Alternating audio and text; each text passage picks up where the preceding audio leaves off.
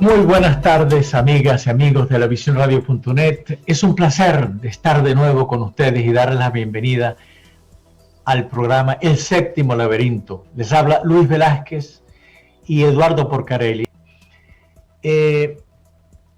Hoy tenemos un programa, esta tarde tenemos un programa realmente apasionante. Se refiere a una pregunta que la civilización humana se hace desde siempre, desde que tomó conciencia de sí mismo y de su lugar en el universo. Y el tema es: ¿existe vida extraterrestre o estamos solos en el universo? Para lo cual tenemos una compañía excelente, que es el profesor Gonzalo Tranquedi. Buenas tardes, profesor. ¿Cómo ha estado? Buenas tardes a ustedes y bien, aquí estamos desde Uruguay saludándolos. El doctor Tancredi es doctor en astronomía de la Universidad de Uppsala, Suecia, profesor asesor del Planetario de Montevideo, director del Observatorio Los Molinos, una autoridad en la materia precisamente.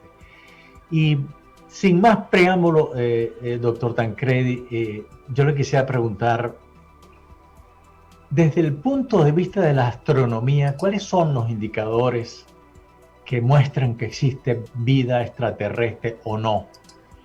¿Y en qué consiste la búsqueda? Bueno, en primera instancia, es una pregunta a la cual todavía no podemos dar una respuesta definitiva, ni por la positiva ni por la negativa.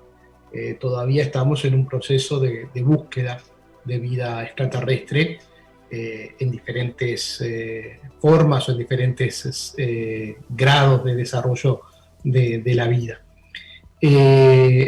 Con lo cual, bueno, en primera instancia también es importante entender qué es la vida. En ese sentido, la astrobiología, que es en cierta forma la actividad interdisciplinaria que involucra tanto a astrónomos, biólogos, físicos, químicos, y así podríamos dar una larga lista de disciplinas científicas que están involucrados en esta temática. Bueno, hay que adoptar una cierta definición de vida. Y en ese sentido también es algo que se ha venido discutiendo. Pero yendo un poco más hacia la pregunta que tú haces, tenemos indicios de que las condiciones para el desarrollo de la vida se pueden haber dado en otros puntos, en otros lugares de nuestro universo. Y entonces, bueno, ¿cuáles son esas condiciones? ¿En qué lugares esperamos encontrar alguna forma de vida? Bueno, ahí tenemos una variedad de situaciones. Preparándome para este programa, si bien yo he sido un aficionado en todo esto, porque en realidad más allá no puedo pasar por información, pero conseguí, por ejemplo, una científica que decía que no se puede dar vida extraterrestre por las condiciones mismas, pero sobre todo porque existe una falta de elementos como el fósforo. Entonces yo me preguntaba, doctor Tancredi, si esa es una medida, básicamente se está tomando una medida desde el punto de vista humano, pero no desde el punto de vista de que pueden existir seres en otro lugar que no necesiten eso que nosotros necesitamos para poder existir. A ver, las condiciones la variedad química que hay presente aquí en la Tierra está presente en todas partes del universo. O sea, el Sol, nuestro sistema solar, es una estrella común del universo. Hay millones, y podríamos decir miles de millones de estrellas similares al Sol. Uno de los hallazgos más importantes de las últimas décadas es que hemos encontrado en gran parte de las estrellas, y en particular de las estrellas similares a nuestro Sol, sistemas planetarios. Planetas de diferentes características. Y entonces, la primera condición es dónde se puede haber desarrollado vida. En una estrella no pensamos que se pueda desarrollar vida porque es un fenómeno muy energético Y entonces, para desarrollarse vida, se tienen que desarrollar una serie de reacciones químicas en condiciones bastante estables que no se podrían desarrollar en una estrella. O sea, se tiene que desarrollar en un planeta orbitando una estrella. Pero tampoco en cualquier planeta. En un planeta que tiene que estar a una distancia de la estrella para que, por ejemplo, pensamos, por ejemplo, que el agua es un elemento fundamental para el desarrollo de la vida. Entonces tendría que haber una región de un sistema planetario donde el agua esté en una forma líquida. Eso implica que el planeta no puede estar ni muy cerca de la estrella, porque ahí el agua estaría en estado de gaseoso, en vapor, o muy lejos de la estrella, porque ahí el agua estaría en estado sólido en forma de hielo. Entonces, esa condición, digamos, de que el planeta tenga agua líquida es una condición restrictiva. Pero volviendo al tema de la química, sabemos que la constitución química de nuestro Sol, al igual que de nuestro planeta, la Tierra, son similares porque se formaron conjuntamente en la nebulosa protosolar primitiva, de la cual también, o sea, en condiciones similares se pueden formar otras estrellas y sistemas planetarios. Las observaciones, principalmente en radioastronomía, o sea, el estudio de las ondas de radio, nos muestran que la química de las estrellas y la química de las nebulosas protoplanetarias, donde se están formando planetas, son similares a las de la Tierra, o sea que tienen los mismos elementos químicos. Si bien el hidrógeno y el helio son los elementos más abundantes del universo, encontramos carbono, oxígeno, fósforo, hierro, níquel, y así podríamos dar una larga lista. Silicio también es importante, una larga lista de elementos químicos que están presentes en todas partes. Entonces, desde el punto de vista de la química, no es un problema poder desarrollar vida. Después, digamos, hay otra serie de condiciones que uno podría poner para estos planetas orbitando una estrella. Y eso nos determina lo que llamamos las regiones de habitabilidad planetaria en torno a una estrella, que, como decíamos, no debe ser ni muy cerca ni muy lejos de la estrella. Algunos hablan hasta de la región conocida como la región de Ricitos de Oro. No sé si recuerdan la fábula de esa niña que iba visitaba la casa de unos osos y probaba la sopa.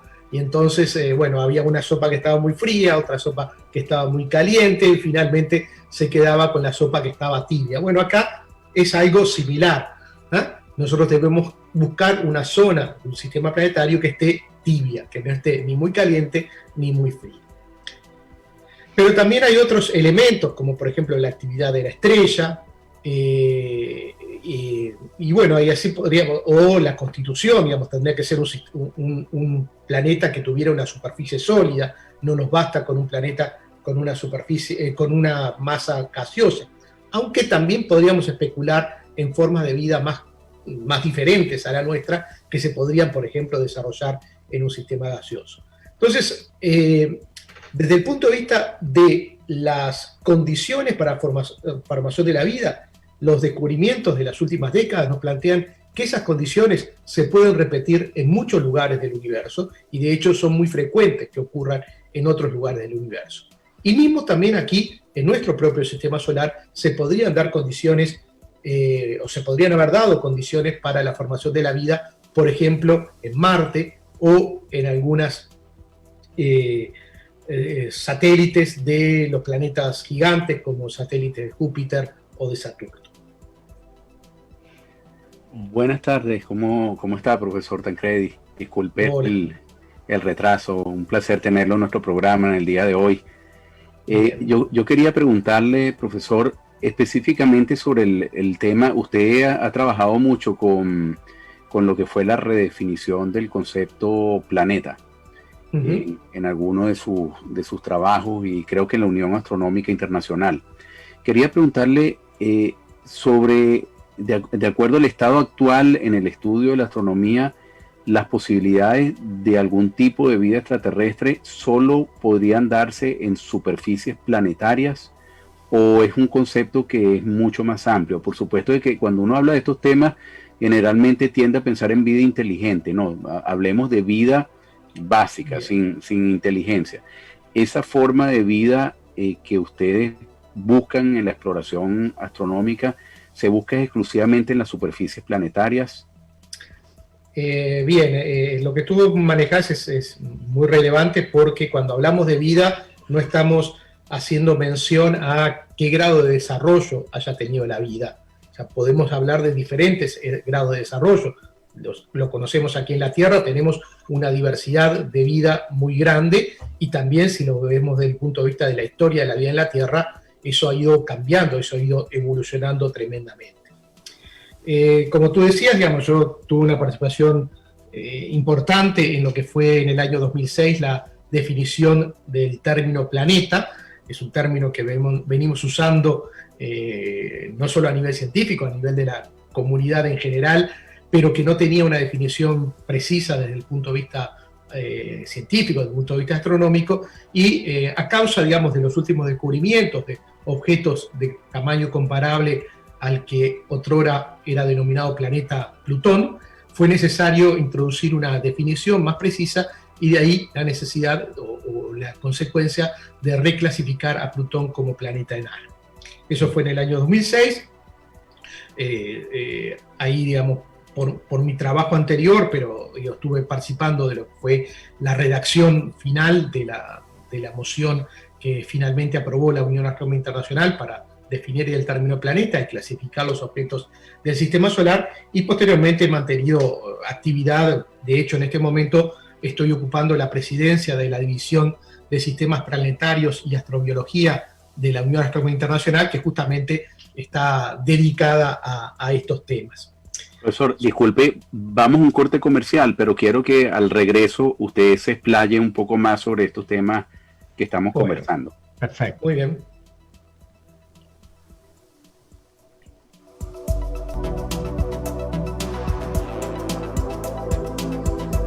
Daisy, 19 minutos de la tarde, estamos de regreso en el séptimo laberinto, hablando sobre un tema interesantísimo, vida extraterrestre. Estamos con el profesor Gonzalo Tancredi desde Uruguay. Les recordamos de que nos pueden contactar y comunicarse con nosotros por las redes sociales, Twitter, Instagram, Facebook, y nos pueden ver en vivo por el periódico La Visión Radio ATL en Facebook Live.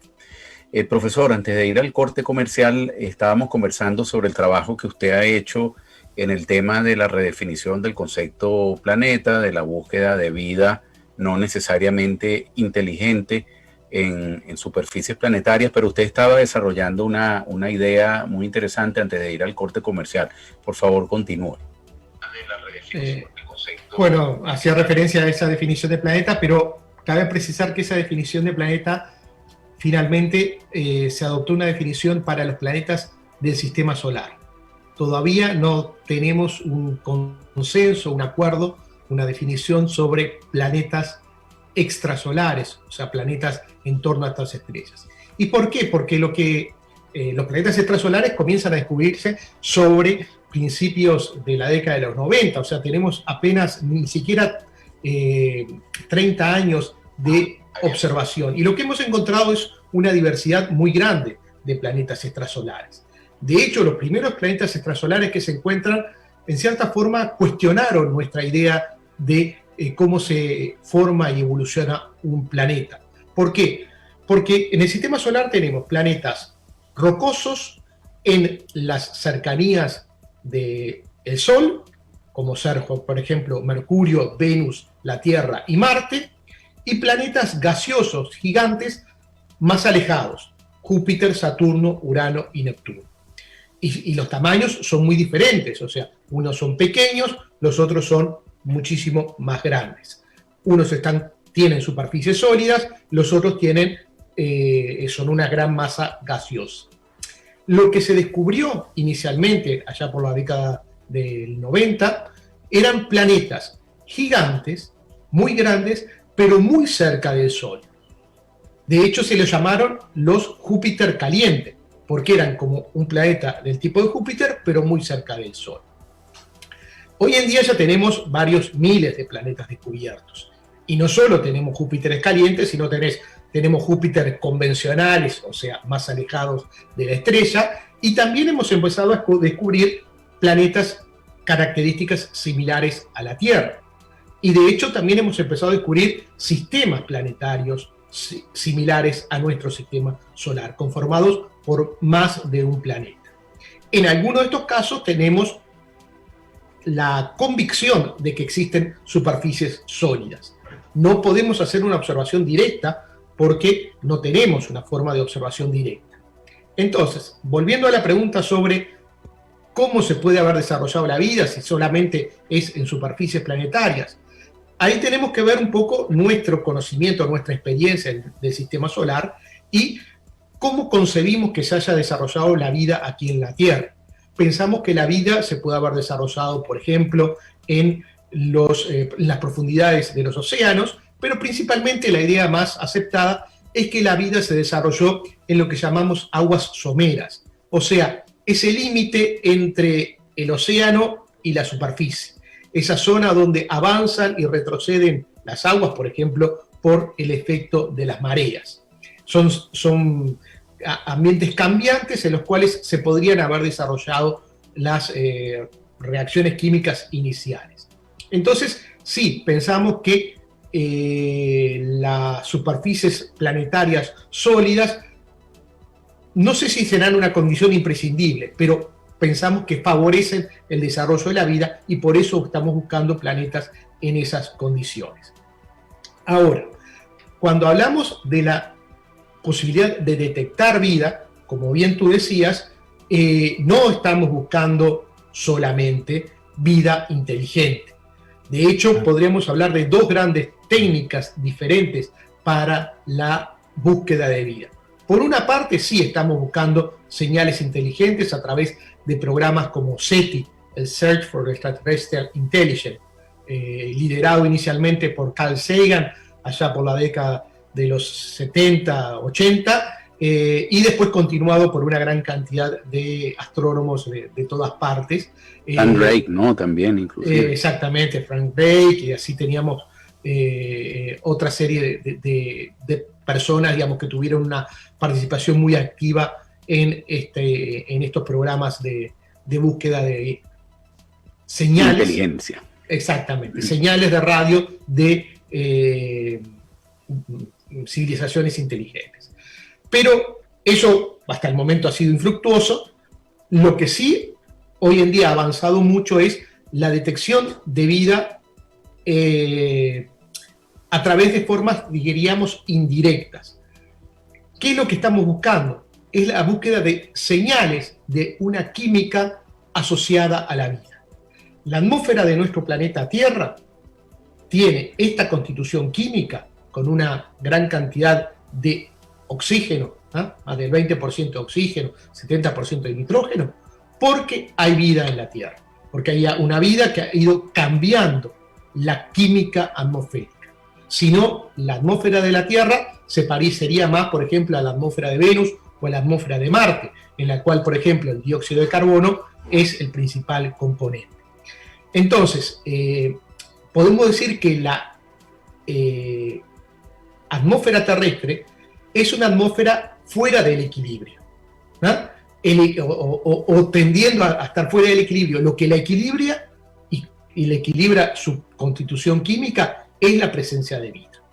Entonces, de ahí que lo que estamos buscando es detectar una composición química en estos planetas extrasolares que podría indicarnos la presencia de vida. ¿Verdad? Profesor, una pregunta, ¿no? Ahora que usted menciona a Carl Sagan, del cual yo me declaro un ferviente admirador, me gustaron muchísimo todos sus libros. Yo me recuerdo que él, no solamente en la serie, sino en el propio libro de Cosmos, él decía, bueno, podemos imaginar, por ejemplo, formas de vida inteligente en Júpiter que estén volando por el aire, ¿no?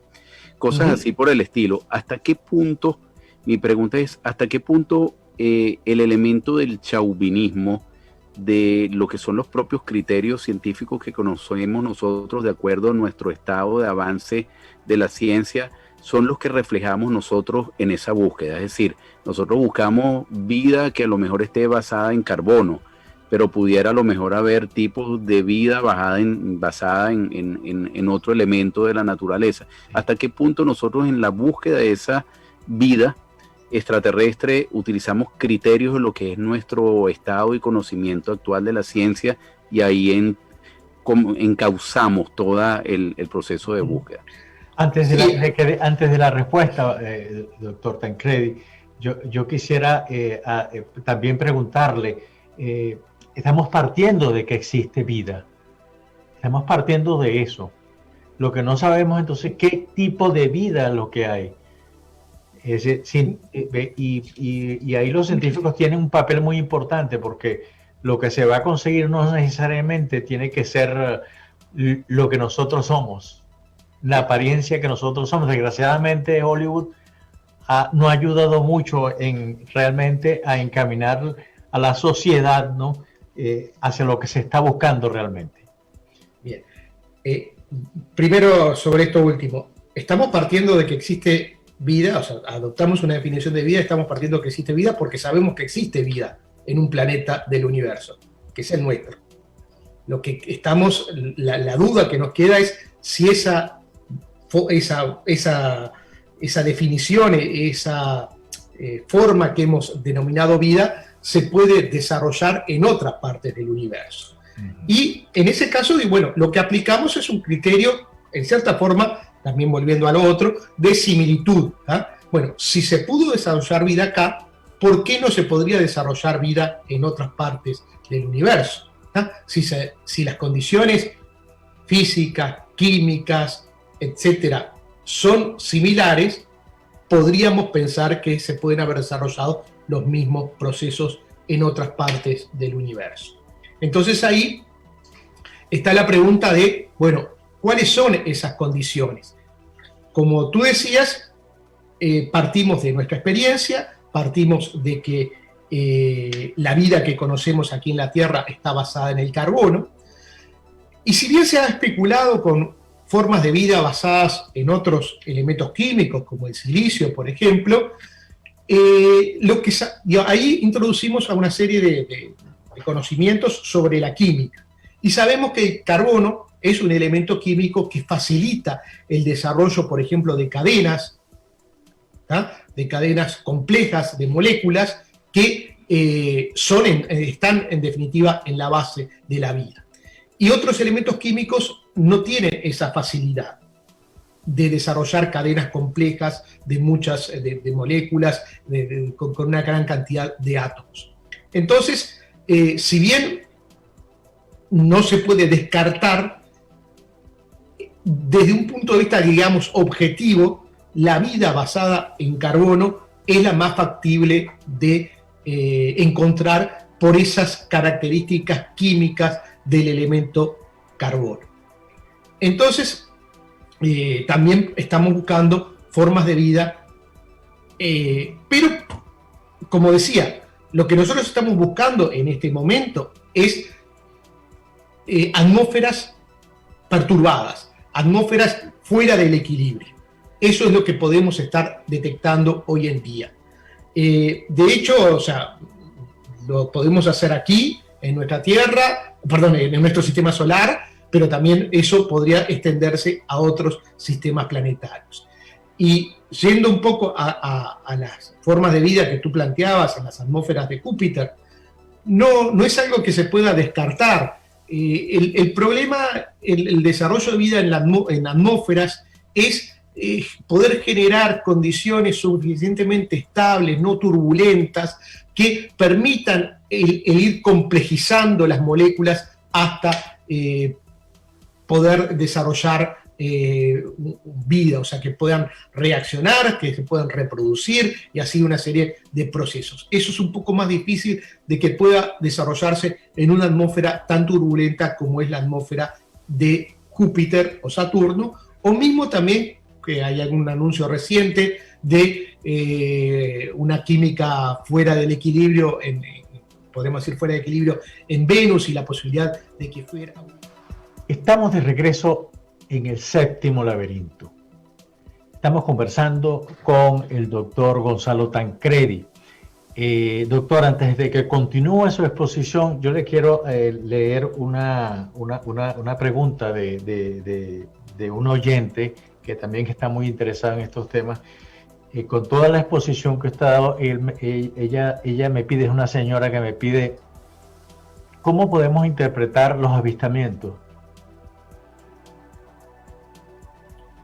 ¿Qué es eso? Yo no quisiera entrar en el debate de los avistamientos. Pienso que hace referencia a avistamientos de lo que se denomina objetos voladores no identificados, sí, ovnis. Porque yo creo que en ciencia tenemos que trabajar con hechos, ¿no? Con hechos científicamente comprobados.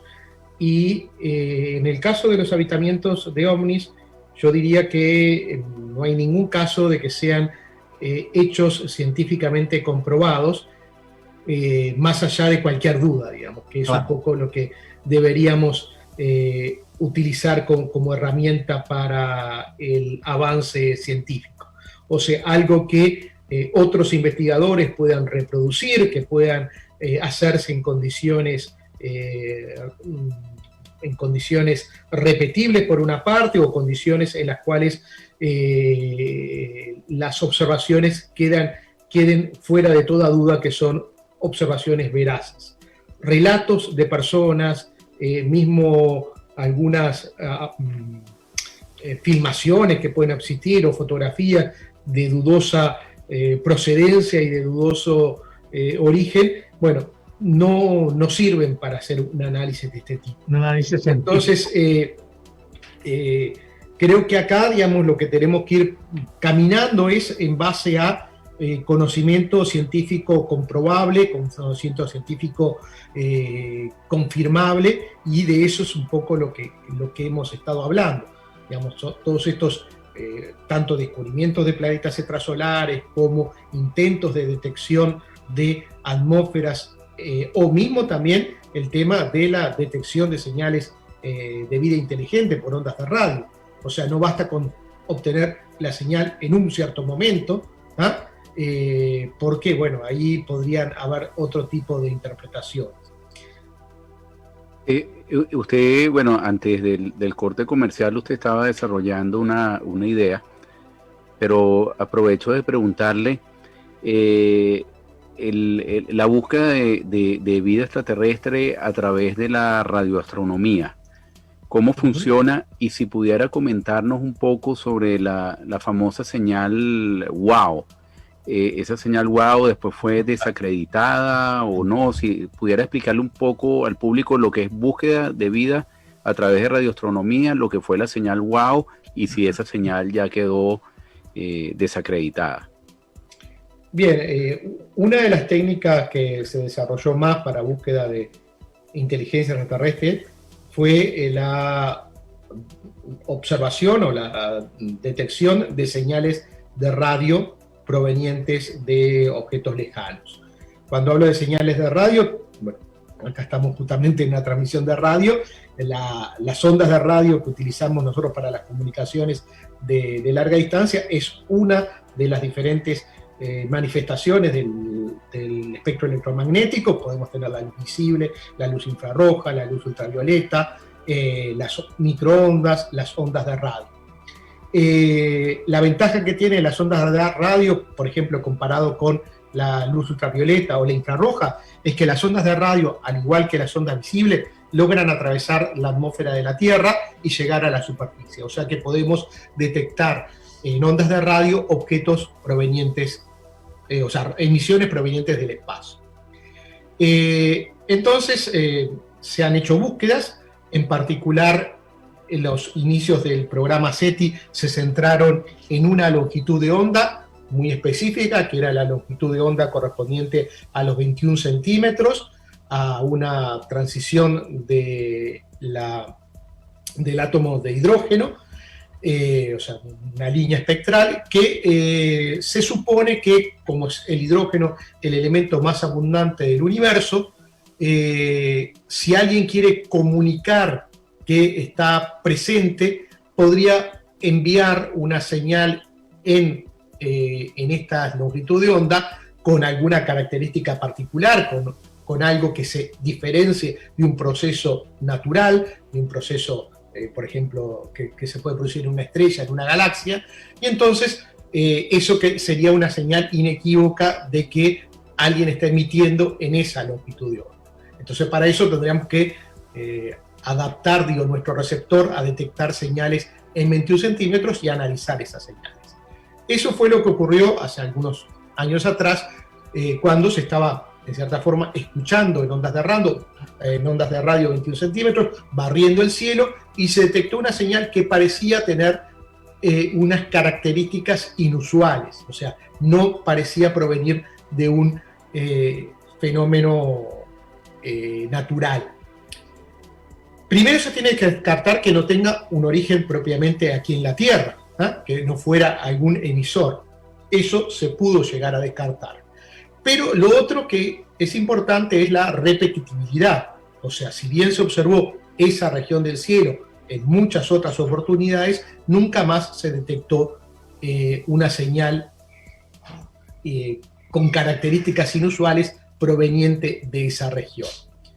No obstante, bueno, se ha seguido buscando. Hoy en día, en un momento llegaron a haber telescopios dedicados tanto en el hemisferio norte como en el hemisferio sur, aquí muy cerca de Uruguay, en La Plata, o en las afueras de La Plata, de la ciudad de La Plata, en Argentina.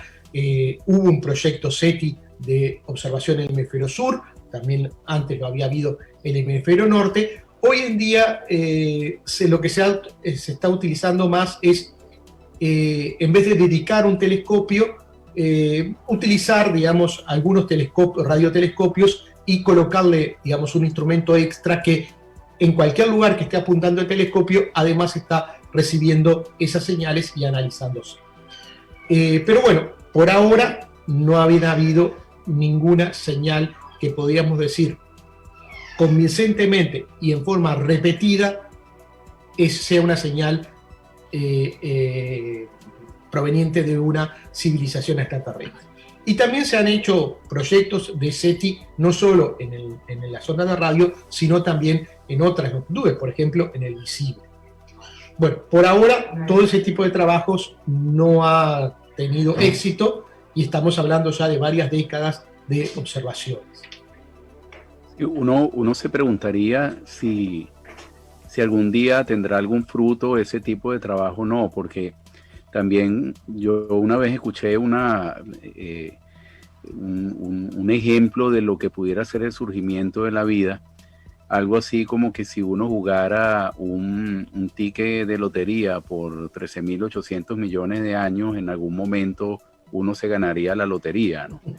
Entonces uno se pregunta si nosotros somos producto de ese ticket ganador, o si también algo que yo me pregunto constantemente es si hay algún tipo de inteligencia o planificación en lo que es la creación y existencia del universo, casi que uno pensaría que es un despropósito haber creado un universo infinito y haber esperado 13.800 millones de años para que surgiera una raza tan imperfecta como la humana, ¿no? Con tantos problemas. Uno ve lo que pasa en el mundo y uno se hace preguntas y dice, bueno, ¿será un despropósito haber tenido lugar la vida humana en un universo tan grande después de tantos años, etcétera? Pero me gustaría, si usted nos puede reflexionar sobre esa pregunta al regreso del corte comercial.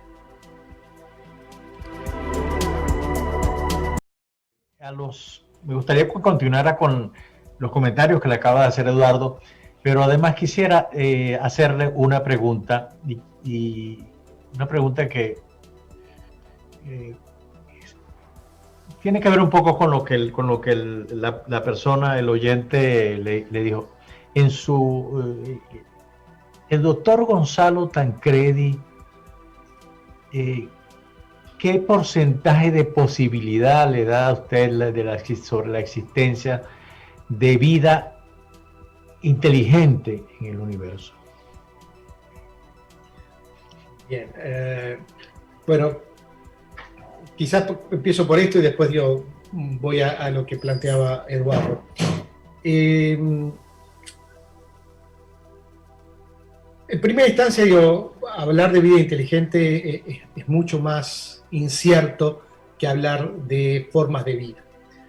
Y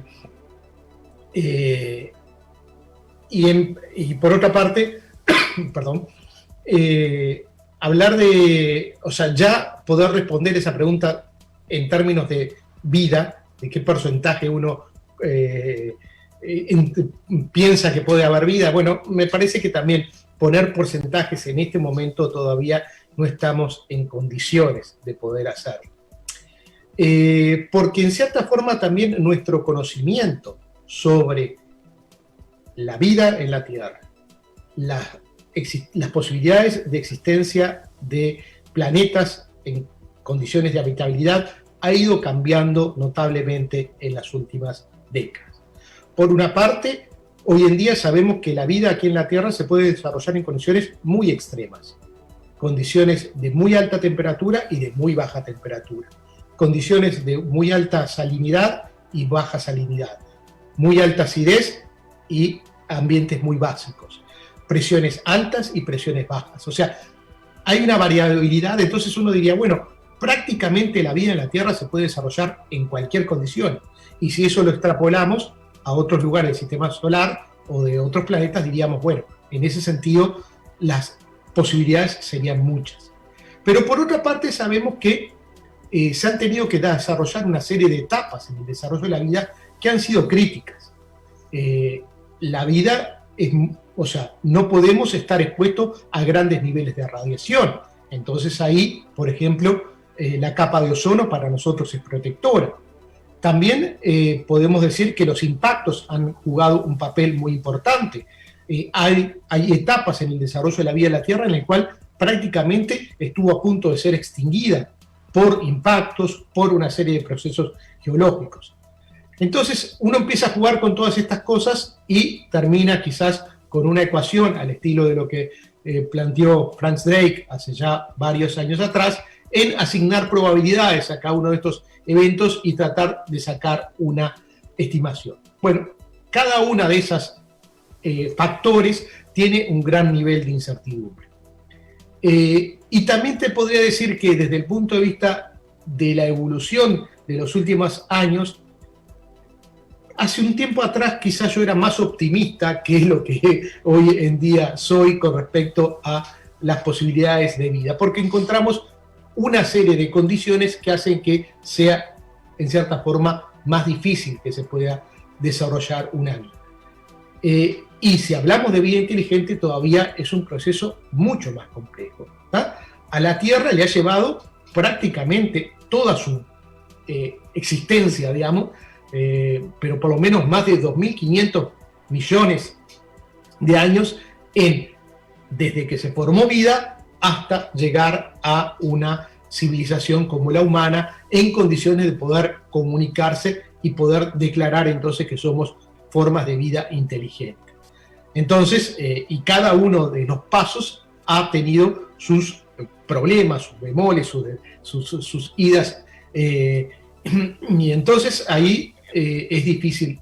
Y entonces, yendo un poco a lo que planteaba Eduardo, digo, yo no creo que haya por lo menos desde mi punto de vista más de convicciones personales, de convicciones, yo no creo que haya un propósito, ¿no? Yo soy ateo, no pienso que haya un ser divino que marque un propósito. Hay otros colegas que van a participar, en particular José, con el cual hemos intercambiado alguna actividad. Él es, además de ser astrofísico, es cura y teólogo, digamos, y tiene más formación quizás en esos aspectos. Yo no considero que haya un propósito. Sí considero que hay una serie de procesos que se fueron dando que nos llevaron a la situación actual de la vida inteligente aquí en la Tierra. Y bueno, y esos procesos entiendo que son repetibles, repetibles en otras condiciones del universo. ¿Con qué frecuencia esa repetitividad? Es la gran interrogante. Y es lo que muchas veces yo le digo a mis alumnos, ustedes van a tener la ventaja que en sus años de vida académica, pongámosle de aquí a los próximos 40, 50 años, van a estar en condiciones de poder responder. O por sí, que ya hemos detectado vida en otros sistemas planetarios, y quizás no definitivamente por no, pero por lo menos decir es algo muy poco probable. Porque hoy en día la humanidad ha llegado a un desarrollo tecnológico que tiene posibilidades en las próximas, diríamos, 20 años, o quizás menos, de explorar con la observación remota las atmósferas de una gran cantidad de planetas ya descubiertos y otros que se van a poder descubrir, y determinar si esas atmósferas son atmósferas químicamente estables o son atmósferas que están fuera del equilibrio, y la explicación natural de eso sería la existencia de vida. Eso es algo que va a ocurrir en los próximos quizás 15, 20 años o menos. Profesor, desde el punto de vista tecnológico, ¿cuál es la limitación de las herramientas actuales de búsqueda y cuáles serían las mejoras que se podrían hacerles a esas herramientas actuales de búsqueda como para poder lograr abarcar mucho más el espectro de búsqueda que actualmente existe? Bien, las técnicas de descubrimiento de planetas han mejorado notablemente y por eso ya tenemos miles de planetas extrasolares descubiertos. El problema principal para el análisis de la atmósfera de un exoplaneta es que el planeta está cerca, obviamente, de una estrella, y la estrella es miles de veces más brillante que el planeta. Entonces es como querer observar una luciérnaga al lado de un foco luminoso muy potente. No vamos a detectar a la luciérnaga. Tenemos que ver alguna técnica. Una técnica es, por ejemplo, que la luciérnaga pase por adelante de la estrella. Y ahí entonces el brillo de la estrella, o el brillo en este caso del foco luminoso, va a caer un poquito. Bueno, esa caída, esa leve caída, nos da un indicio de que ahí hay, por ejemplo, un planeta orbitando a la estrella. Pero si además de eso hacemos un espectro de la estrella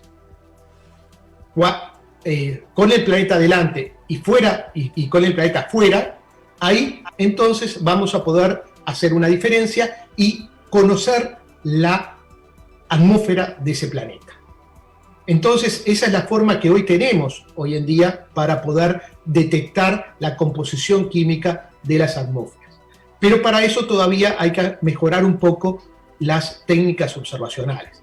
Para eso se están construyendo telescopios de mayor porte, para eso se están enviando telescopios orbitando en torno a la Tierra para que las perturbaciones atmosféricas aquí de en nuestra superficie no molesten a la observación. Entonces, por eso hacemos observaciones desde el espacio. Y entonces, estas técnicas han ido mejorando y, como yo decía, en los próximos años ya vamos a tener posibilidades de tener un buen número de planetas con atmósferas analizadas, con composición química atmosférica analizada. Eso por una parte. Por otra parte está la búsqueda de vida aquí en nuestro sistema solar. Han habido una cantidad de misiones a Marte, que algunas de ellas han tenido el objetivo de detectar quizás no vida, sino fósiles de vida, y por ahora no han sido exitosas, pero también tenemos otros candidatos, como decía, las satélites de los planetas gigantes como Europa, Ganímedes, Calixto, o también Encelados en Saturno o Titán. En todos estos podría haber formas de vida, quizás en el caso, por ejemplo, de los satélites de Júpiter, en los océanos subsuperficiales, porque la superficie está recubierta de hielo, pero podrían haber océanos debajo de la superficie, y entonces se están planeando, en cierta forma, submarinos que vayan a esos océanos, o también en Titán, que tiene lagos de hidrocarburos en su superficie. Bueno, también ahí es otra metodología, que ahí sería la búsqueda in situ, la búsqueda directa de formas de vida. Una pregunta. Eso también en las próximas décadas va a ocurrir. Doctor Tancredi, una pregunta rapidito. ¿Es que los agujeros negros tienen las condiciones para el desarrollo de algún tipo de vida o no? No, ahí estamos hablando de eventos muy energéticos que no esperamos que ahí se pueda desarrollar. Tenemos que tener condiciones de niveles de energía mucho menores, como por ejemplo ocurren en los planetas en torno a otras estrellas. Perfecto. Profesor, ha sido un inmenso placer tenerlo en el programa, en el día de hoy. De verdad es que un aprendizaje interesantísimo. Esperaremos contar en alguna otra oportunidad con su conocimiento y con su amabilidad. Muchas gracias, profesor. Sí, muchas gracias. Ha sido una clase magistral. Sí, señor. Y al regreso vamos a tener la visión del sacerdote, teólogo, doctor en astronomía, el profesor José Funes. Tiene doctorado en la Universidad de Padua y de Córdoba, y fue un cargo muy importante, muy interesante, que fue el de director del Observatorio del Vaticano. Vamos a escuchar otra visión de esa búsqueda de la inteligencia extraterrestre, pero desde el punto de vista de un creyente. Muchas gracias. Gracias, profesor. Agradezco la invitación y quedo a las órdenes, y bueno, saludo a José a la distancia. Voy a tratar de quedarme un rato escuchando, así que... Sería fabuloso, profesor. A la orden si quiere quedarse. Bueno, son las 7:03 de la noche. Estamos hablando sobre búsqueda y inteligencia, búsqueda y vida extraterrestre, no necesariamente inteligente. Les recordamos que se pueden comunicar con nosotros por las redes sociales, Facebook, Twitter, Instagram, y nos pueden ver en vivo por Facebook Live, periódico La Visión ATL. Vamos a conversar ahora con el profesor sacerdote José Funes, quien además de teólogo, astrónomo, astrofísico, ha sido director del Observatorio del Vaticano, un centro de estudios asociado, entiendo, a la Universidad de Arizona, muy activo en esto. Bienvenido, profesor José. Buenas tardes y muchas gracias por la invitación. Mucho gusto de tenerlo acá, un honor para nosotros. Sí. Un honor. Profesor Funes, nosotros estábamos hablando del tema de búsqueda de vida extraterrestre desde el punto de vista científico, ¿no? Pero quisiera preguntarle, usted que tiene las dos visiones, la científica y la religiosa, ¿nos podría hablar un poco del encuentro entre ciencia y religión en la búsqueda de vida extraterrestre?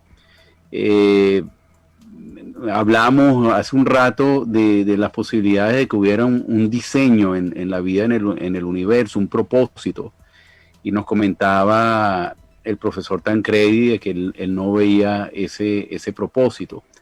Pero ¿usted ve ese propósito, o quizás hay algún despropósito en pensar, como se lo preguntábamos a él hace un rato, que después de 13.800 millones de años de evolución y un universo infinitamente grande en galaxias, en estrellas, miles de millones de galaxias, miles de millones de estrellas, la vida solo se haya dado en este pequeño planeta Tierra, y con una raza que uno ve que es prácticamente imperfecta? Lo que le gusta es estar en conflicto, en guerra. Uno ve lo que sucede en muchos de nuestros países y dice, bueno, pero sería un despropósito esta creación tan imperfecta.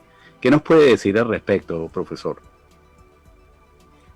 En primer lugar, quisiera enviarle un saludo a Gonzalo Tancredi. Creo que, si mal no recuerdo, estuvimos compartiendo un panel en Montevideo hace unos años. Y bueno, justamente porque es interesante, digamos, el tema en general de la vida extraterrestre, y sobre todo de la vida extraterrestre inteligente, es que al volver a Argentina, aquí yo estoy trabajando en la Universidad Católica de Córdoba, y soy investigador del Consejo Nacional de Investigaciones Científicas y Tecnológicas, y estamos con un proyecto que hemos llamado Proyecto ADER, que justamente habla del otro, de la diversidad más radical tal vez, de la otredad cósmica, ¿no? Y justamente un proyecto multidisciplinario que intenta abordar el tema de la vida extraterrestre inteligente desde la astronomía, desde la biología, desde las ciencias sociales y también desde la filosofía y la teología. ADER, lo pueden googlear, el proyecto ADER se llama, está por otras tierras, humanidad, espacio, remoto. Que esta sigla nos habla un poco de los grandes temas, ¿no? Entonces, bueno, en primer lugar, ¿es la Tierra el único caso que hay de vida en el universo, o es posible que haya otros lugares donde se desarrolló la vida? Hay algunas posiciones más extremas que sostienen que la Tierra es el único, es tan difícil, digamos, las condiciones para que se dé la vida son tan complejas, tan delicadas, que un grupo reducido piensa que la Tierra es el único lugar donde ha aparecido y ha evolucionado la vida y la vida inteligente. Otros a lo mejor son más optimistas y piensan que tal vez en todos los rincones de este universo se haya desarrollado la vida inteligente. Entonces, yo me parece que prefiero estar en una posición intermedia, visto que vivimos en un universo con 100.000 millones de galaxias. Cada una de estas galaxias tiene 100.000 millones de estrellas, como la Vía Láctea, nuestra galaxia, y con muchos planetas, con exoplanetas, con exolunas. Es probable que exista la vida. Es probable que esa vida se haya desarrollado en vida inteligente. Hasta ahora no tenemos ninguna prueba. Eso es lo que hay que afirmar claramente. Ciertamente que las probabilidades existen, y también, digamos, lo que nos preguntamos, más allá de, hemos publicado hace poquito un trabajo científico en el International Journal of Astrobiology, que es publicado por Cambridge University Press, calculando las probabilidades de que recibamos un mensaje, y verdaderamente son pocas las probabilidades, ¿no? Haciendo simulaciones, haciendo cálculos probabilísticos. Este es un modo de abordar el problema. Otra pregunta que nos hacemos es si existieran otros seres inteligentes, esos seres inteligentes también son espirituales como nosotros lo somos, ¿no? Y no identifico espiritualidad o religión, ¿no? El concepto de espiritual es un poquito más amplio que el concepto de religioso, y lo incluye, ¿no? Entonces, bueno, así como existen los biomarcadores que nos pueden indicar con los telescopios más potentes, tal vez en algún momento descubriremos eso, o como ahora hace poquito se descubrió en Venus, ¿no? Estos indicadores de posibles moléculas orgánicas que estén relacionadas con la vida, así como buscamos biomarcadores en exoplanetas. Llegará el momento en que podamos observarlos claramente con los telescopios. Nosotros nos preguntamos, nuestro equipo de investigación, si podemos identificar marcadores espirituales, si una civilización extraterrestre podría dar indicios de vida espiritual, ¿no? Además de vida tecnológica, ¿no? Bueno, un poco estas son las grandes cuestiones que nos preguntamos, y volviendo a la pregunta, entendemos, yo entiendo que ciencia y fe ofrecen perspectivas que se pueden complementar. Esto no quita que haya tensiones, diferentes visiones, pero creemos que se pueden complementar. Doctor Funes, hay una pregunta que le hice al doctor Tancredi antes de cortar, y me gustaría hacérsela a usted también. Eso es producto de un comentario que nos hizo una oyente, y esa oyente dice, bueno, ¿cómo interpretamos, visto esta incertidumbre que hay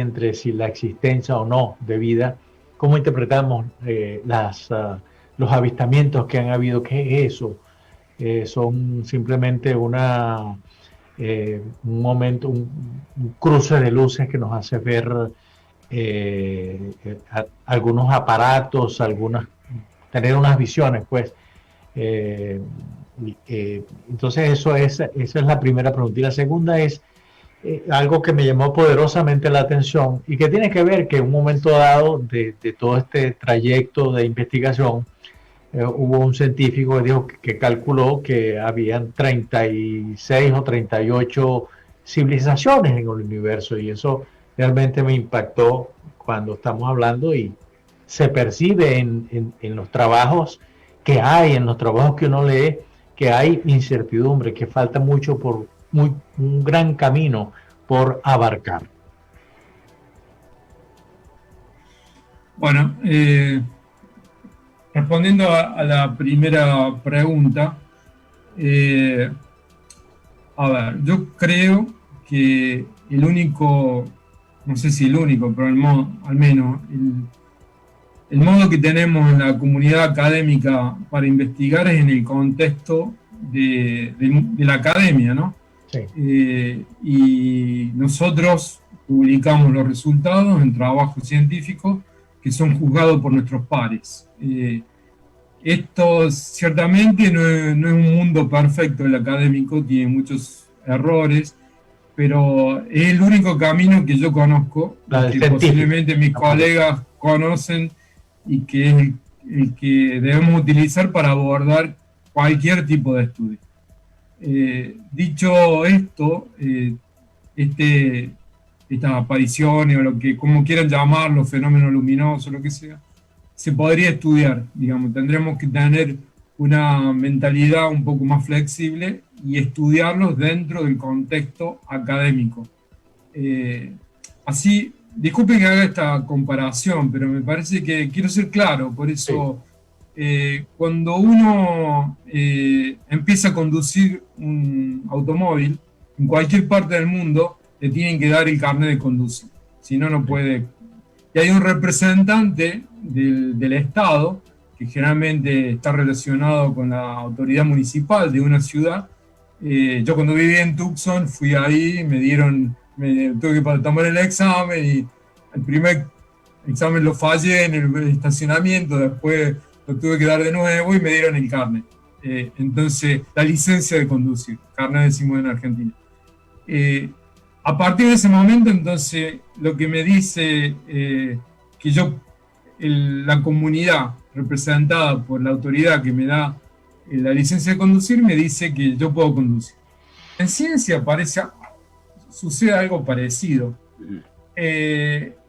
La comunidad académica, a través de las universidades, nos da una licencia para investigar. Esa licencia para investigar es el doctorado. Entonces, tenemos que hacer todo el proceso para poder obtener esa licencia que acredita que uno tiene los conocimientos, la capacidad, el método para poder investigar. Bueno, yo no he estudiado concretamente esos fenómenos. Claro. Lo que yo pienso es que las distancias en el universo son tan grandes que es muy difícil que podamos atribuirlo a seres extraterrestres o naves espaciales. Fíjense que nosotros todavía no hemos podido regresar a la Luna después de más de 50 años. Todavía es muy difícil viajar a Marte, es casi imposible. El exoplaneta más cercano está a 4 años luz, no hay modo de llegar ahí. A lo sumo lo que hemos hecho es enviar una sonda espacial como una Voyager, que lleva un mensaje una especie de mensaje en una botella, ¿no? Entonces yo me imagino que un primer contacto posiblemente no sea con Mr. Spock o con ET o con Alien, sino con que una bacteria. Posiblemente sea con inteligencia artificial, ¿no? O sea con una sonda espacial, alguna especie de computadora o de artefacto que no sea atribuible al ser humano, ¿no? Hay muchos trabajos que se han hecho sobre este tema de los universos Brana y el principio subantrópico y la conjetura de la indetectabilidad. También, para complementar esa pregunta que hizo Luis, ¿qué posibilidades hay de que nosotros estemos inmersos en una gran civilización galáctica, pero nuestro estadio de desarrollo tecnológico no nos haya permitido ni siquiera darnos cuenta de ello? Excelente. Excelente. Es posible, pero no nos daremos cuenta hasta que... todo es posible. Para las hormigas es posible que piensen que existe unos seres humanos que piensan, que hacen filosofía, que estudian astronomía, que observan otras estrellas, pero tal vez nunca lleguen a darse cuenta. Entonces, como posibilidad de especulación, es posible. Lo que pasa es que, digamos, en este proceso de investigación, de búsqueda de vida inteligente extraterrestre, tenemos que hacer el esfuerzo de salir de nuestras categorías antropológicas y antropocéntricas. Esto no es fácil. Y para poder prepararnos, tanto para recibir como para enviar un mensaje, tenemos que hacer algunas suposiciones. Y entre esas suposiciones es que existen seres inteligentes con la misma capacidad simbólica que nosotros tenemos. Digamos, nosotros lo que buscamos, digamos, lo que más nos interesa, me imagino, es establecer un diálogo con otro alter ego cósmico, un otro que sea capaz de comunicar, que sea capaz de pensar, de hacer ciencia, de hacer filosofía, de hacer arte, de crear un relato, de trascender la realidad y, para los que somos creyentes, pensar que existe un ser que trasciende esta realidad. Entonces, si no es posible, si no es compatible un lenguaje o algún tipo de comunicación, algún tipo de gramática universal, y va a ser muy difícil. Doctor Funes, esta pregunta que le voy a hacer es más personal que otra cosa, porque realmente me impresiona su formación. Siendo sacerdote, accedió es científico también. Ahora, mi pregunta es básicamente, ¿cómo logró amalgamar eso? ¿Cómo logró amalgamar esa formación religiosa con lo científico que conceptualmente? Yo creo que a veces hay un prejuicio, ¿no? De que lo religioso, el ser religioso se opone al ser científico, ¿no? Y cuento la historia para que se entienda lo que quiero decir. No digo que no haya habido tensiones, que no haya habido conflictos, no estoy negando eso. Lo que digo es que a veces hay prejuicios, ¿no? Yo me he criado en una familia católica, bien católica practicante, iba a un colegio católico de los padres de Escolapio, y desde chico, desde niño, siempre quise ser astrónomo, digamos. A los 6 años, tenía 6 años cuando llegaron los astronautas a la Luna, y desde entonces apareció este interés. Después, cuando yo tenía 12, 13 años, fue la época de la edad de oro de NASA, ¿no? Tendría muchas historias para contar de esa época. Y creo que hay una pequeña interrupción. Lo escuchamos. 11 años, yo le dije a mis padres que quería. ¿Me escuchan ahora? Sí, perfecto. Sí, escuchamos. Por ahí se corta internet, no están interfiriendo los extraterrestres, sino que mi conexión no es tan buena. Entonces estaba diciendo que cuando yo tenía 12, 14 años, era la edad de oro de NASA. Entonces eso me inspiró muchísimo para ser astrónomo. Llegó un momento que le dije a mis padres, quiero ser astrónomo, quiero estudiar astronomía. Y mis padres nunca, en ningún momento me dijeron, va a perder la fe, esto no es conveniente para la fe. Al contrario, me llevaron a hablar con un profesor de astronomía que fue director del Observatorio de Córdoba, fue profesor mío, que entre otras cosas no era creyente, y Y bueno, no me dijeron nunca, no estudies esto porque te va a apartar de tu fe o vas a perder la fe. Y después ya con los jesuitas, yo hice primero la licenciatura en astronomía, después entré con los jesuitas, lo mismo. Me animaron, hay una larga tradición en nuestra orden de Sí. astrónomos, de jesuitas astrónomos.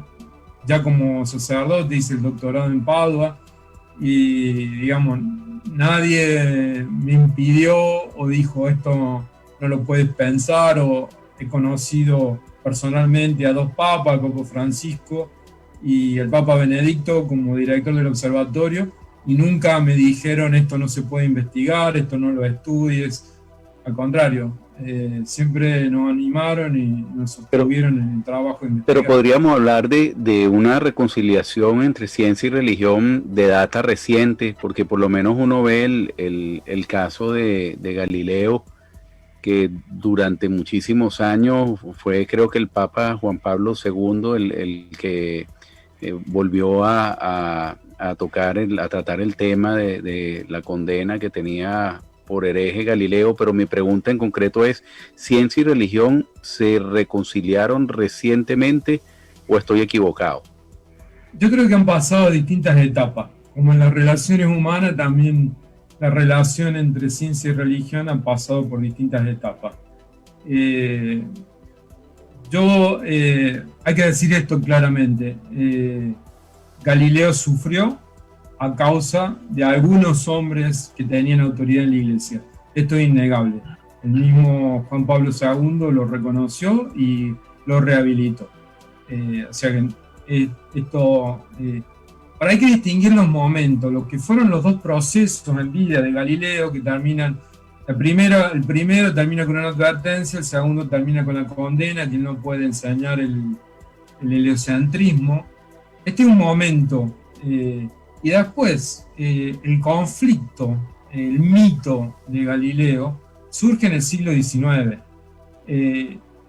Ya el conflicto Galileo, estamos hablando del 1600, tiene distintas componentes. No es solamente la componente religiosa, está la componente filosófica, está en las universidades de la época, predominaba el aristotelismo, el heliocentrismo ponía en crisis la concepción aristotélica del mundo, entonces no solamente era la comprensión de la Biblia, era también una visión filosófica del mundo.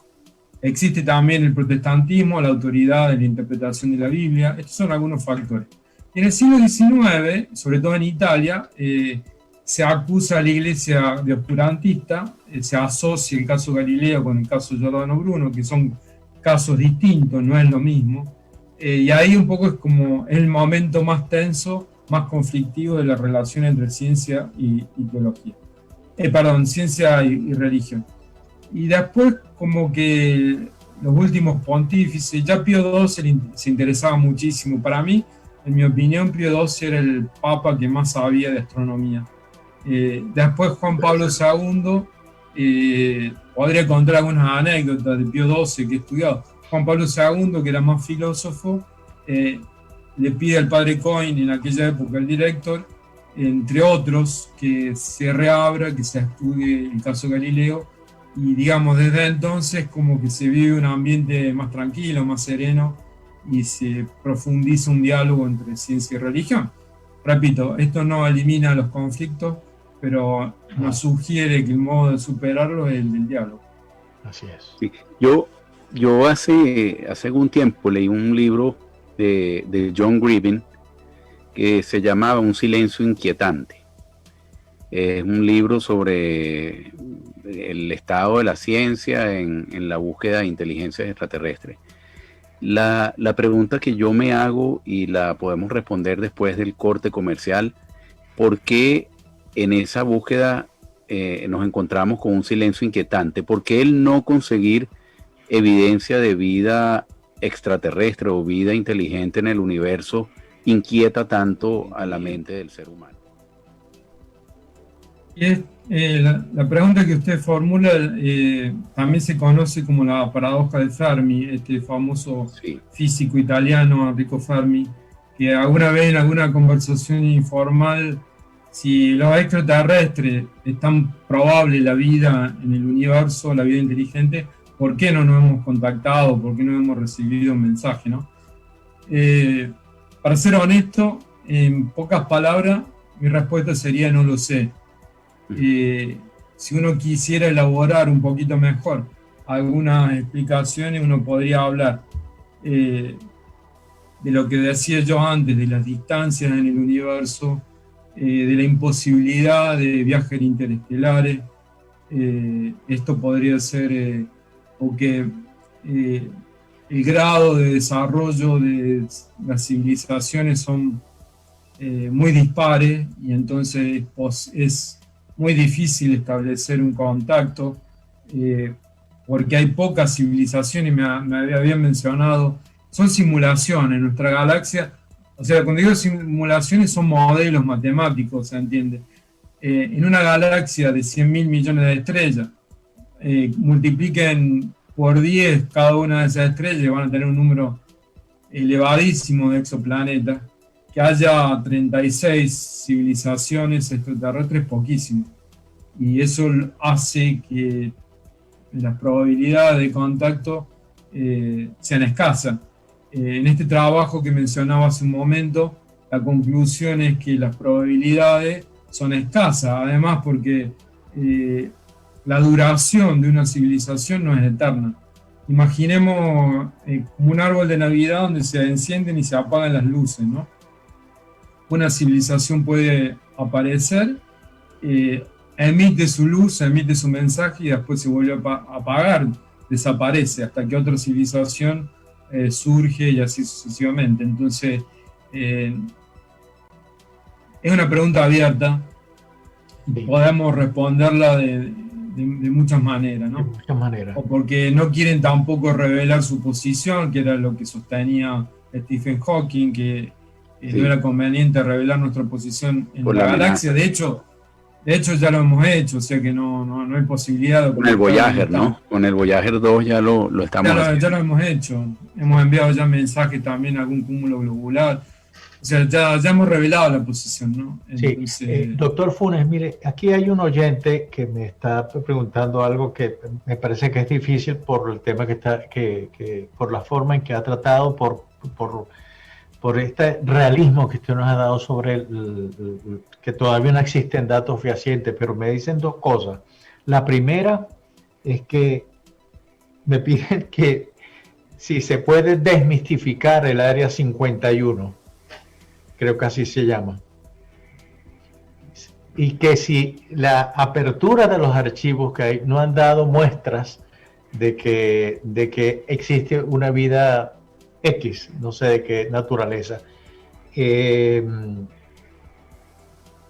realidad yo le confieso que yo lo que he escuchado son referencias de esa área 51, pero no me he puesto a investigar, no me he puesto porque no lo he considerado que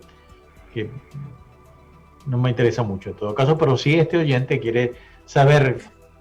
A ver, yo alguna vez he hecho una lectura de una investigación periodística sobre el tema. Me parece que el título del libro en inglés es Área 51 o algo así.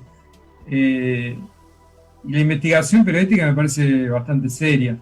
Me parece que era hasta de un bestseller del New York Times. No lo he leído todo el libro completo, pero bueno, hace como una historia de lo que fuera una base militar secreta. Más que eso no lo sé, no hay publicación, o sea, yo me manejo a nivel de la comunidad científica, como lo hacen mis colegas que participan en el programa, por resultados que se publican en congreso, que se publican en artículos científicos, y la verdad que por ahora no hay nada. Profesor, bueno, muchas veces lo que son los planteamientos de la ciencia ficción ayudan a que esa imaginación desbordada pueda abrir de repente algún área de investigación científica que, bueno, demostrará que los hechos son concluyentes o no, pero siempre la ciencia necesita de un poco de imaginación para avanzar, si no le es muy difícil avanzar. Pero uno se pregunta, en este tema de las distancias interestelares, donde el viaje a la velocidad de la luz es una limitante, no se puede viajar a una velocidad mayor que la de la luz, e inclusive alcanzar el 99.9% de esa velocidad es prácticamente una hazaña impensable. Uno se preguntaría, pensando en civilizaciones, en ese arbolito de Navidad que usted indicaba, donde se prenden y se apagan luces, una luz que haya estado, una bolita de luz que haya estado alumbrando durante miles de millones de años, es decir, una civilización que, de acuerdo a la fórmula de Frank Drake, no se haya autodestruido o destruido, que haya avanzado muchísimo en la ciencia y que haya desarrollado métodos de viajes interestelares impensables para nuestras limitaciones propias de una raza que apenas en el tiempo se comienza a plantear estas preguntas. ¿Es posible ese campo infinito de abordaje para la ciencia, o hay unas limitaciones comprobadas, establecidas, donde es imposible que se pueda realizar viajes interestelares con la limitación de la velocidad de la luz? A ver, lo primero es, estoy de acuerdo que la ciencia ficción nos puede ayudar a tener una imaginación más creativa, y de hecho para poder hacer ciencia también hay que tener cierta creatividad para hacer nuevas preguntas y para buscar nuevas respuestas, ¿no? Eso no hay duda. Pero bueno, llega un momento en el método científico que ese modelo, esa idea, hay que confrontarla con la realidad.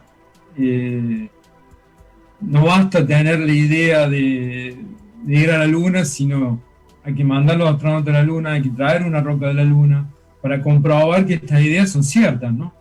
Entonces, hay que ser muy creativo, eso no tengo la menor duda.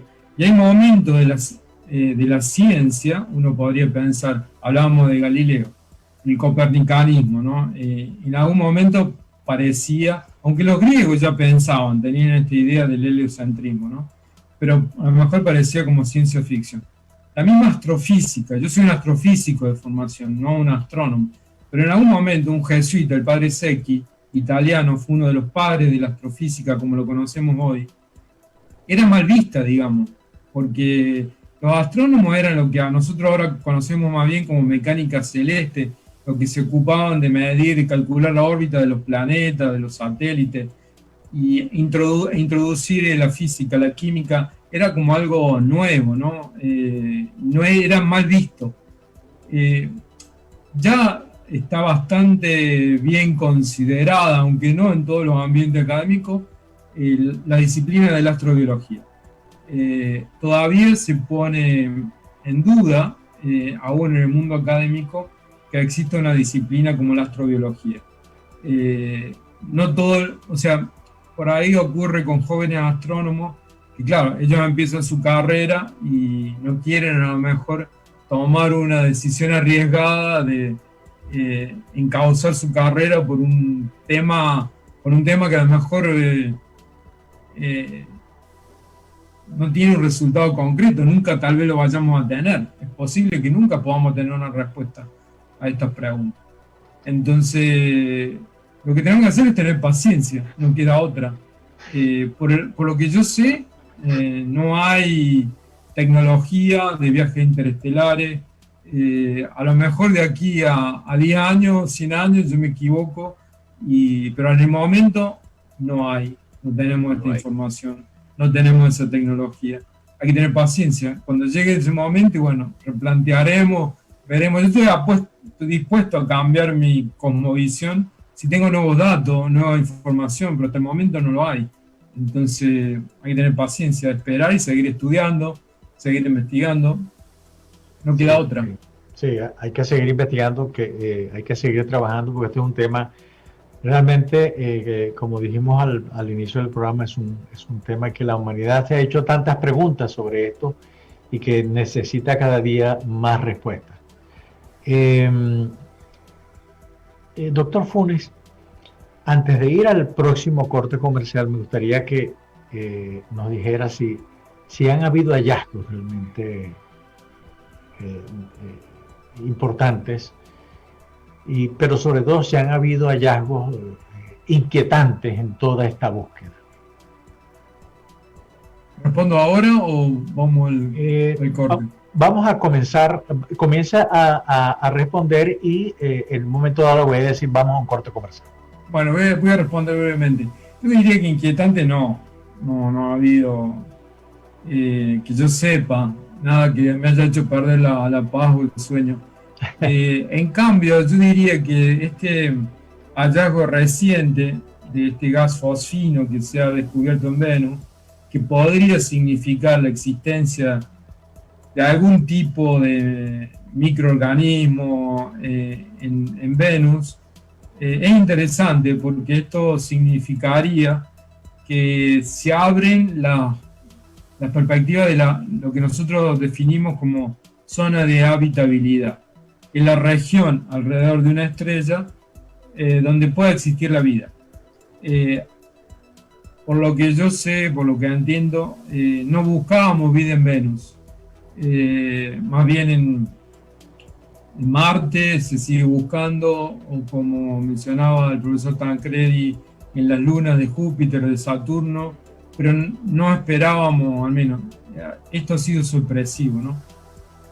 Entonces esto lo que nos podría indicar es que en el universo hay más probabilidades de encontrar vida de lo que pregunta, reflexión, pero yo quiero en este momento apelar a su formación filosófico-religiosa, más que a su formación científica en el siguiente planteamiento.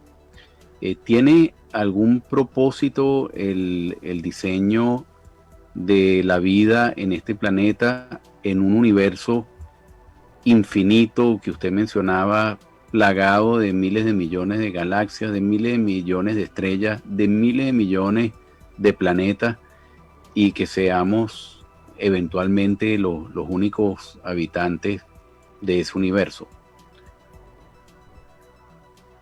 Bueno, es una pregunta bastante compleja y difícil de responder en pocas palabras. Voy a tratar.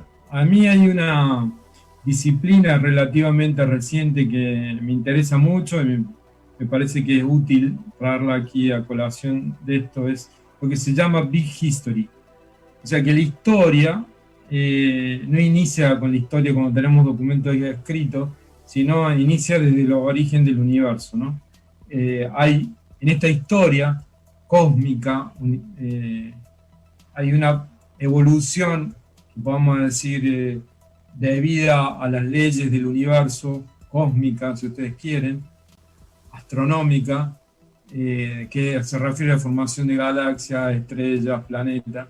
Hay una formación, después evolución en la vida inteligente, en la vida inteligente humana, como la conocemos, en las civilizaciones, hasta el presente. Digamos, no es que... A ver, ¿cómo decir esto? Todos nosotros llevamos mucha información. El genoma humano es información. Entonces hay una información que llevamos, que el universo lleva, ¿no? Y también, yo diría, parte de esa evolución, uno lo puede discutir o no, lo puede tratar, pero hay cierta evolución moral y ética, ¿no? Algunos neurocientíficos y biólogos también hablan de que se desarrollan valores, por ejemplo, de altruismo, aún entre los simios, ¿no? Los animales más evolucionados, ¿no? Entonces, posiblemente desde el punto de vista científico no podamos afirmar que existe un propósito o una finalidad en el universo. Sí, lo que percibimos desde el punto de vista científico es que hay como una flecha en el tiempo, ¿no? Podemos pensar más que hay un pasado, que hay un presente y que hay un futuro del universo.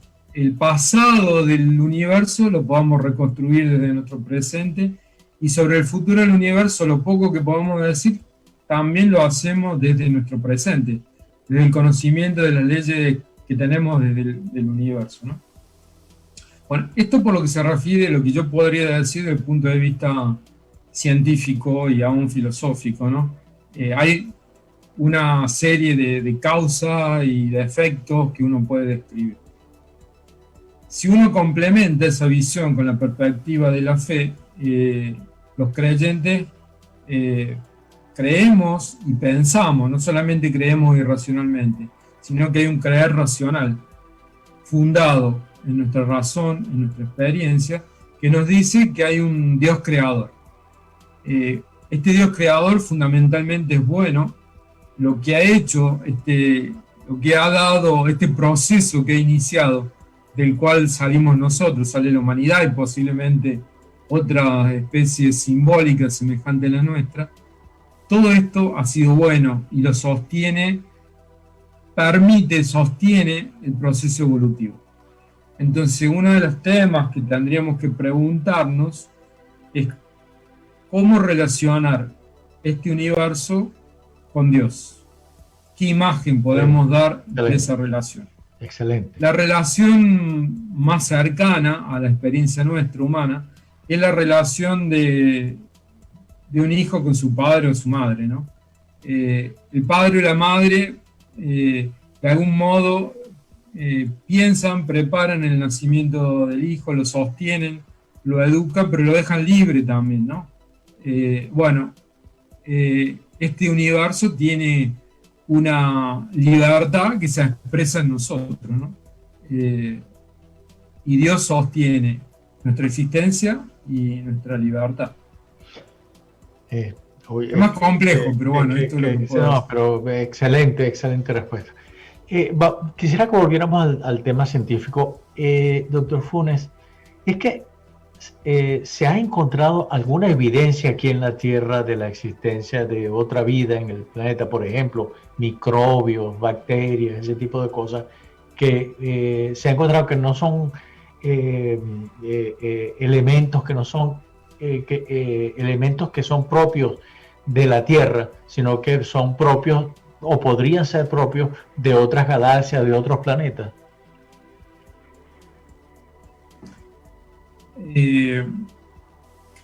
Paul Davies, uno de los famosos astrobiólogos, trata el tema de una vida en la sombra, que podría existir otra vida distinta a la que conocemos. Yo no soy experto en este tema, no quiero entrar porque no lo conozco bien. O sea, algún otro tipo de vida basada en otros elementos químicos distintos a la vida normal que conocemos, ¿no? Que hubiera una especie de vida paralela. Habría que ver qué relación, si van las dos juntas. A mí me gusta decir que a lo mejor nosotros somos marcianos también, o venusinos ahora, porque sí, si hubiera vida en Venus, porque posiblemente la vida se haya originado fuera de la Tierra, se haya podido originar en Marte, y a lo mejor algún impacto de algún asteroide, de estos objetos que eran muy comunes al comienzo del sistema solar, haya traído elementos prebióticos a la Tierra y de ahí se haya originado la vida acá como la conocemos. Esto sería interesante si nosotros encontráramos algún tipo de evidencia en Marte, comparar la vida, esa posible vida que descubriéramos en Marte, con la vida que conocemos en la Tierra. Sería interesante porque si es completamente distinta o si hay semejanza, ¿no? Porque esto podría indicar que a lo mejor la vida en el cosmos, en el universo, tiene distintos orígenes o ha sido de un solo origen, ¿no? Un origen común, tanto para la vida en la Tierra como para la posible vida que se encontró en Marte. Por ahora estas son preguntas y no tenemos respuesta. Hay un libro de Carl Sagan que novela lo que pudiera ser el primer contacto, escrito desde un punto de vista muy, muy científico, ¿no? Dejando volar un poco la imaginación, pero con cierto basamento científico. Ahí quiero volver un poco a su vena filosófica. ¿Estamos preparados para entrar en contacto. Es decir, algún día en una actividad de un observatorio radioastronómico se recibe una señal como la de WOW, pero consistente, que permita evidenciar o recibir algún tipo de mensaje de una civilización extraterrestre. ¿Estamos preparados nosotros como seres humanos para la eventualidad de un posible contacto, si ni siquiera nos ponemos de acuerdo entre nosotros mismos para resolver problemas tan acuciantes como el del hambre en el mundo, la pobreza, etcétera? Sí, es interesante la pregunta, y por una parte yo diría de que sí, y por otra parte diría que no. Diría que sí, en el sentido que en general me parece que estaríamos preparados. Y digamos, los modelos, o sea, sería el encuentro cultural con otra civilización distinta. Entonces, nosotros podemos pensar el encuentro o el desencuentro, depende de dónde uno lo ve, el encuentro o desencuentro cultural entre los europeos y los pueblos originarios en América, ¿no? Fíjense que por mucho tiempo no se consideraban a los indígenas de América con los mismos derechos de los europeos, los mismos derechos de los humanos. Y han pasado siglos y todavía seguimos luchando por los derechos humanos de todos, sin importar la raza, el color, la orientación sexual. Entonces, de algún modo estamos preparados y de algún modo tenemos dificultades. Apelando a la ciencia ficción, que a veces no nos queda otra, a mí me invitaron hace unos años a responder esta posición de Hawking, ¿no? De no revelar la ubicación. La ubicación. Entonces, yo utilicé una de las imágenes, dos imágenes utilicé, que corresponden a dos películas. Avatar, que un poco refleja esta problemática que yo les decía, y la otra, que también considero muy buena, es Distrito 9, District 9, que ahí los extraterrestres son refugiados, son migrantes que viven en la periferia de Johannesburgo, ¿no? Entonces, yo escribí el artículo, justamente, ese artículo lo escribí hace 4 años, cuando también en Estados Unidos había una campaña electoral. Entonces, decía yo, y si en vez de encontrarnos con seres inteligentes superiores o pacíficos o superiores, digamos nosotros, nos encontramos con seres extraterrestres que están dejando su planeta porque ha sido destruido, porque escapan de una catástrofe, porque son refugiados, ¿qué vamos a hacer? ¿Lo vamos a recibir o vamos a construir muros? Yo creo que es el dilema cósmico que tenemos que responder nosotros mismos primero, y que de algún modo esta búsqueda de vida inteligente extraterrestre, vuelvo a lo que decía al comienzo, esta otredad cósmica, esta diversidad completamente radical cuando pensamos en otros extraterrestres, es un modo también de responder a la pregunta de quiénes somos. ¿Somos seres hospitalarios, abiertos a los demás, o que nos encerramos en nosotros mismos, que somos depredadores del mundo en el que vivimos y de otras civilizaciones? Interesante, profesor. Bueno, lamentablemente llegamos ya al final del programa. Ha sido un inmenso placer tenerlo con nosotros y recibir su visión sobre este tema inquietante, polémico, interesante. Se le pueden agregar todos los calificativos y adjetivos que uno quisiera. Ha sido un inmenso placer, como le digo, y esperamos contar con usted en una próxima oportunidad. Luis. Muchas gracias, no me queda otra, y todavía quedaron muchas preguntas en el aire. Hay gente que está haciendo preguntas, pero yo creo que debemos contar de nuevo con su participación para darle pues cabida a esta cantidad de inquietudes que tiene la gente que está escuchando este programa. Si me permiten una última cosa, sobre todo para las personas que están preguntando, Si googlean Proyecto ADER, como en inglés, ADER, Proyecto ADER, hay un blog donde la gente puede participar y tenemos una encuesta sobre la vida extraterrestre. Si van a la página que dice ADER Ciudadano, tenemos una encuesta y toda participación, preguntas, sugerencias nos ayudan a nosotros a ir perfeccionando nuestra investigación. Excelente. Yo mismo voy a entrar esta noche o mañana. También voy a entrar. Les agradezco. Muchas gracias. Muchas gracias. Muy bien, gracias. Gracias, Alexia. Buenas noches. Gracias, Alexia. Buenas noches a todos. Buenas noches.